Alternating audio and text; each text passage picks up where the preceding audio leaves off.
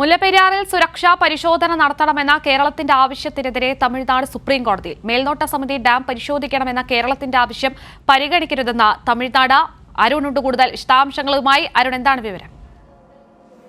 കീർത്തി, മുല്ലപ്പെരിയാറിൽ പുതിയ ഡാം വേണമെന്നുള്ള കേരളത്തിൻ്റെ ആവശ്യം 2 ദിവസങ്ങൾക്ക് മുമ്പ് ദില്ലിയിലെത്തിയ മന്ത്രി റോഷി അഗസ്റ്റിൻ മാധ്യമങ്ങൾക്ക് മുമ്പിൽ പ്രതികരിച്ചിരുന്നു. ഇതുമായി ബന്ധപ്പെട്ട് ആ ഒരു സത്യവാങ്മൂലം സുപ്രീം കോടതിയിൽ സമർപ്പിക്കുമെന്നും അദ്ദേഹം പറഞ്ഞു. ഇതിന് പിന്നാലെ അദ്ദേഹം പറഞ്ഞത് ഈ മുല്ലപ്പെരിയാർ ഡാമിൻ്റെ സുരക്ഷ പരിശോധിക്കുന്നതിന് വേണ്ടി ഒരു മേൽനോട്ട സമിതിയെ മേൽനോട്ട സമിതിയെ വിദഗ്ധ സമിതി, അത് അന്താരാഷ്ട്ര തലത്തിൽ നിന്ന് തന്നെ തിരഞ്ഞെടുക്കപ്പെട്ടവരായിരിക്കണം എന്നുള്ളൊരാവശ്യം സത്യവാങ്മൂലമായി സുപ്രീം കോടതിയിൽ മുമ്പ് തന്നെ കേരളം നൽകിയിരുന്നതാണ്. ഇതുമായി ബന്ധപ്പെട്ടാണ് അദ്ദേഹം ഈ ഒരു ആവശ്യം വീണ്ടും സുപ്രീം കോടതിയിൽ സത്യവാങ്മൂലമായി സമർപ്പിക്കുമെന്ന് അറിയിച്ചിരുന്നത്. എന്തായാലും ഇപ്പോൾ തമിഴ്നാടിൻ്റെ ഒരു പ്രതികരണം വന്നിരിക്കുന്നു.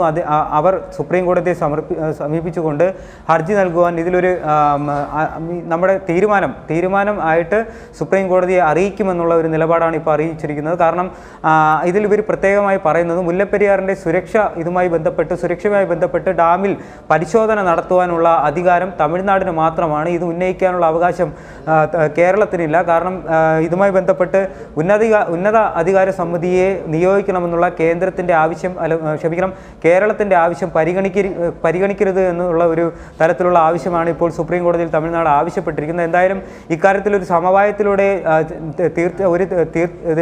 ചർച്ചകൾ നടത്തി ഇരു സംസ്ഥാനങ്ങൾക്കും ഒരു പ്രശ്നവുമില്ലാത്ത രീതിയിൽ ഈ മുല്ലപ്പെരിയാർ പ്രശ്നത്തെ പരിഹരിക്കണമെന്നുള്ളതാണ് കേരളത്തിൻ്റെ നിലപാട്.